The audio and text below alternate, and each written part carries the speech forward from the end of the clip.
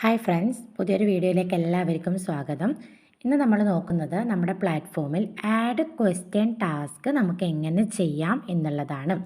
Task മന്ത്രയുടെ പ്ലാറ്റ്ഫോമിൽ നമ്മൾ ഒരുപാട് ക്വസ്റ്റ്യൻ ആഡ് ചെയ്യാറുണ്ട്.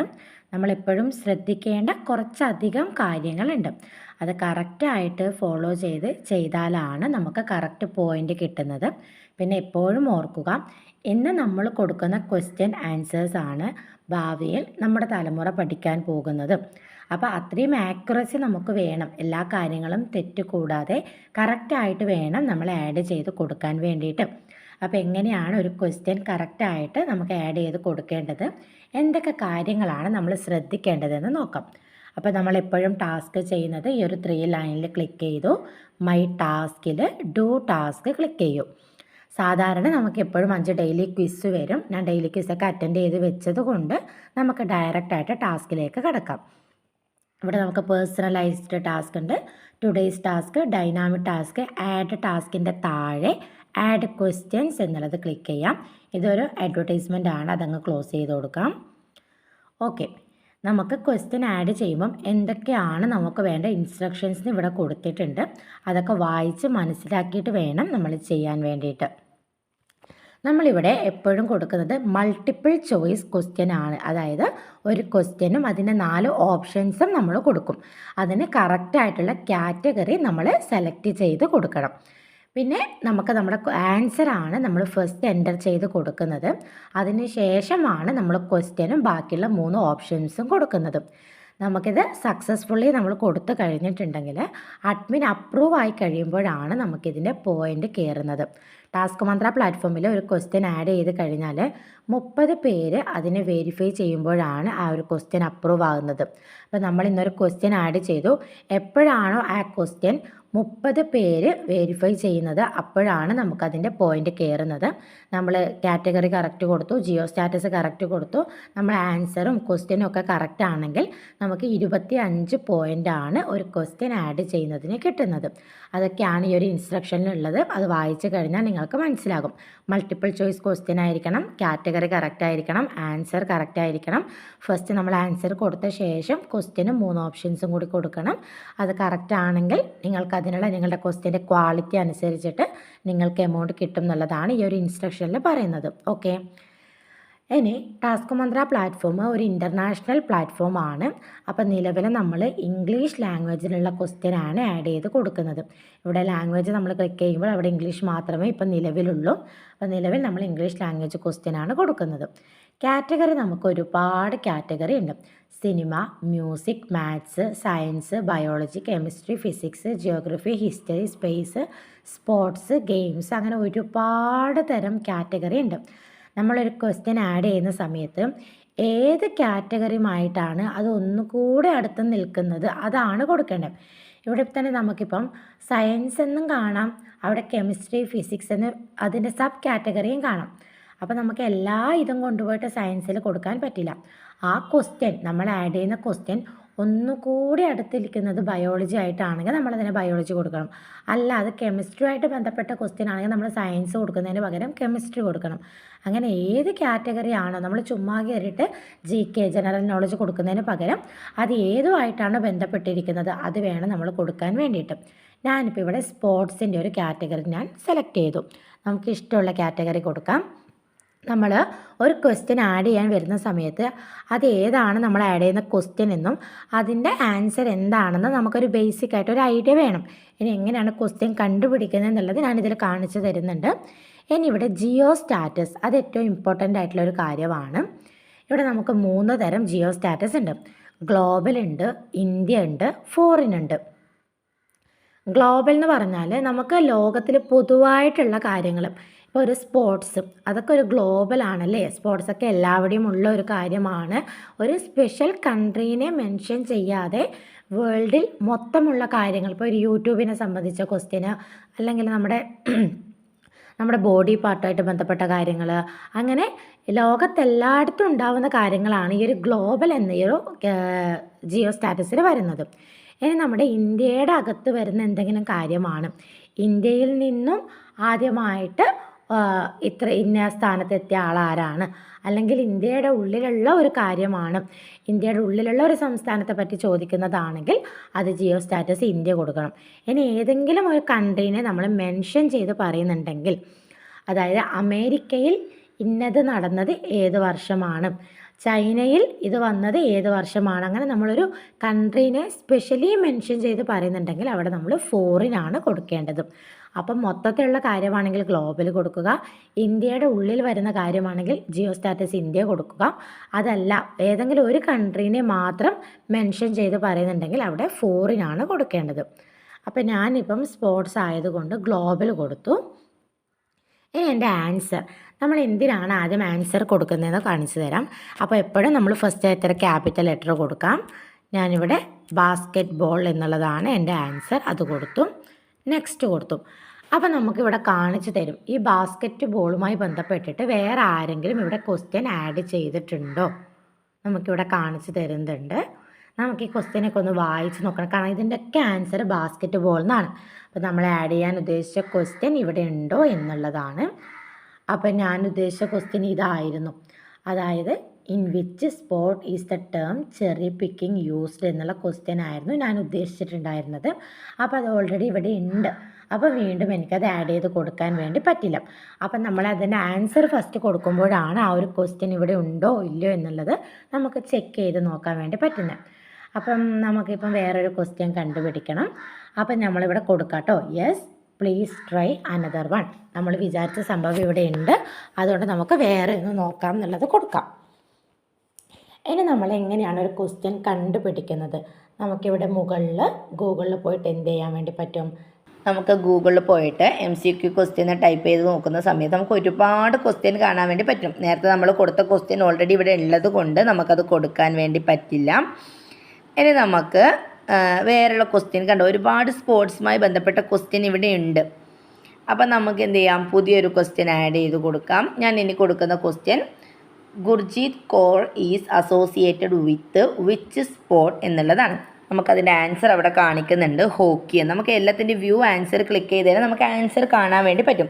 ഇനി നമുക്ക് ഒരുപാട് ക്വസ്റ്റ്യൻസ് ഉള്ള നോട്ട്ബുക്കോ അല്ലെങ്കിൽ ഒരു ബുക്സൊക്കെ ഉണ്ടെങ്കിൽ നമ്മൾ ഇപ്പം ഒരു ബുക്ക് സ്റ്റാളിൽ നിന്ന് ഒരു ബുക്കൊക്കെ വാങ്ങി നമുക്കത് നോക്കി ടൈപ്പ് ചെയ്ത് കൊടുക്കാം. എങ്ങനെ വേണമെങ്കിലും ക്വസ്റ്റ്യൻ ആഡ് ചെയ്യാം കേട്ടോ. അപ്പം ഞാനിവിടെ കോപ്പി പേസ്റ്റാണ് ചെയ്യുന്നത്. നമ്മുടെ ആൻസർ ഹോക്കിയാണ് നമ്മൾ കണ്ടും. അപ്പോൾ നമ്മുടെ ഫോണിൻ്റെ താഴെ ആ ഒരു 3 ലൈൻ ഉണ്ടല്ലോ, നമുക്ക് അങ്ങോട്ടും ഇങ്ങോട്ടും എടുക്കാനുള്ളത്, അതിൽ ക്ലിക്ക് ചെയ്യാം. അവിടെ എന്ത് ചെയ്യാം,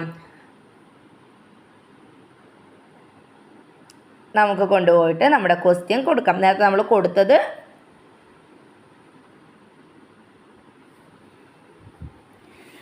നേരത്തെ ക്വസ്റ്റ്യൻ നമ്മളിവിടെ ഉണ്ടോ എന്ന് ചെക്ക് ചെയ്ത് നോക്കിയിട്ടുണ്ടായിരുന്നു. ഫസ്റ്റ് നമ്മൾ ആൻസർ വന്ന ക്വസ്റ്റ്യൻ അതുണ്ട്.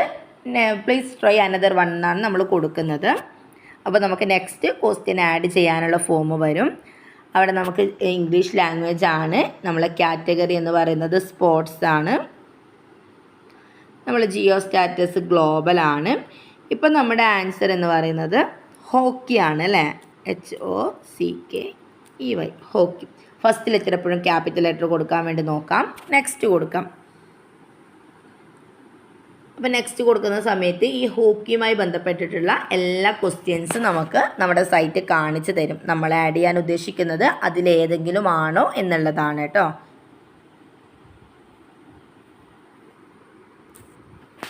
ഓക്കെ, നമ്മുടെ ക്വസ്റ്റ്യൻ ഒന്നുകൂടി നമുക്ക് വായിക്കാം.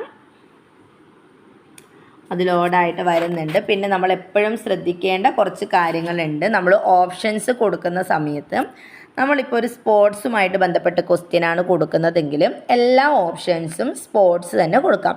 ഇനി നമ്മളൊരു പ്രൈം മിനിസ്റ്ററിൻ്റെ ക്വസ്റ്റ്യനാണ് നമ്മൾ ചോദിക്കുന്നതെങ്കിൽ എല്ലാ ഓപ്ഷൻസും ഏതെങ്കിലുമൊക്കെ പ്രൈം മിനിസ്റ്റർമാരുടെ പേര് കൊടുക്കാം.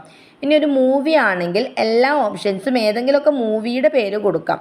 അതല്ലാതെ നമ്മളിപ്പം ഒരു ഹിസ്റ്ററി ക്വസ്റ്റ്യൻ ചോദിച്ചു, അതിൽ ഓരോ ഓപ്ഷൻ പോയിട്ട് പ്രൈം മിനിസ്റ്ററും ഒന്ന് പോയിട്ട് നമ്മുടെ സിനിമാ നടന്മാരുടെ പേരും ഒരു വർഷം അങ്ങനെയൊന്നും നമ്മൾ കൊടുക്കാൻ പാടില്ല. നമ്മളൊരു ഇയറുമായിട്ട് ബന്ധപ്പെട്ട ക്വസ്റ്റ്യനാണ് ചോദിക്കുന്നതെങ്കിലും എല്ലാ ഓപ്ഷൻസും ഏതെങ്കിലുമൊക്കെ ഇയർ അതുമായി ബന്ധപ്പെട്ട കണക്റ്റഡ് ആയിട്ടുള്ള എന്തെങ്കിലുമൊക്കെ നമ്മൾ കൊടുക്കാൻ വേണ്ടി നോക്കാം കേട്ടോ. അത് നമ്മളെ ക്വസ്റ്റ്യൻ അത്രയും സ്റ്റാൻഡേർഡ് ആയിരിക്കണം. നാളുകളിൽ ഇത് പബ്ലിക്കിലേക്ക് വരുന്ന സമയത്ത് അത്രയും നമുക്കൊരു സ്റ്റാൻഡേർഡ് തോന്നുന്ന രീതിയിൽ, മറ്റുള്ളവർക്ക് അത്രയും ഹെൽപ്പ് ആകുന്ന രീതിയിൽ, പെട്ടെന്നൊന്നും ആർക്കും ക്യാച്ച് ചെയ്യാൻ പറ്റാത്ത രീതിയിൽ, അല്ലാതെ നമ്മളെല്ലാം ഡിഫറെൻറ്റ് ഓപ്ഷൻ കൊടുക്കുമ്പോൾ പെട്ടെന്ന് നമുക്കതിൻ്റെ ആൻസർ മനസ്സിലാകും അല്ലേ.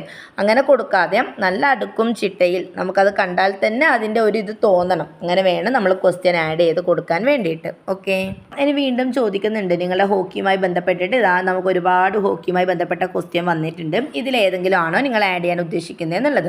അപ്പോൾ നമുക്കിതൊക്കെ വായിച്ച് നോക്കാം. Which is an Indian national game. അപ്പോൾ ഇന്ത്യയുടെ നാഷണൽ ഗെയിമാണ് ഹോക്കി.